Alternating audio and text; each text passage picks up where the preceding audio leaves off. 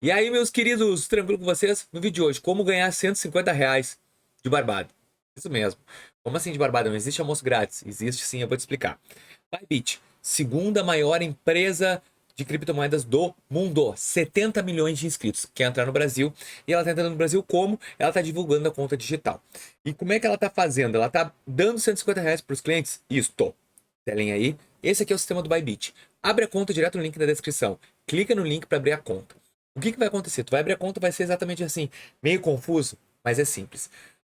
Tu vais depositar nesta conta por Pix, normal, para poder ativar os R$ 150. Tu abriu a conta e deposita. Tá vendo que lá em cima aparece o botãozinho de Pix? Aqui, ou até mesmo se tu não quiseres, ó, tu aperta em depositar. Desculpa, não é depositar, é aqui, ó, depositar esse botão amarelo, laranja aqui. Aperta depositar, depósito em BR. E tu deposita R$ 600, que eles querem mais ou menos US$ 100, tá? Depositou R$ 600, caiu na conta, tu é obrigado a gastar em crédito.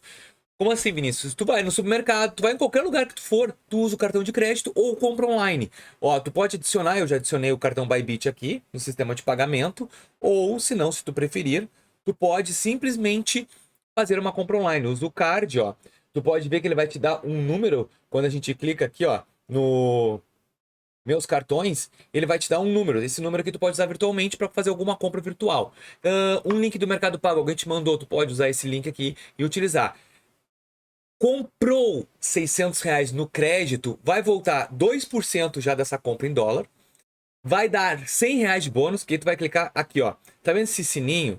Tu clica no sininho e clica aqui, ó, é Central de Prêmios. Aqui, ó, tu já pode ver, tarefa concluída, ó, acima de US$ 100, eu resgatei. Tu vai clicar aqui e ele vai aparecer um botão para ti, resgatar R$ 100. Tu só resgata, entra na conta, eu já até utilizei R$ 100. E vai ter outro botãozinho que quando tu depositar, vai aparecer para ti ativar a tarefa concluída, R$ 100 no mínimo, vai aparecer um botão para ti sacar US$ 10, que é equivalente a R$ 50. Então, depositou, tu vai aqui nas notificações, central de prêmios e só ativa os botões que apareceu. A tarefa concluída, ó, $100, vai aparecer o botãozinho resgatar, tu resgata o prêmio. Sério, é simples.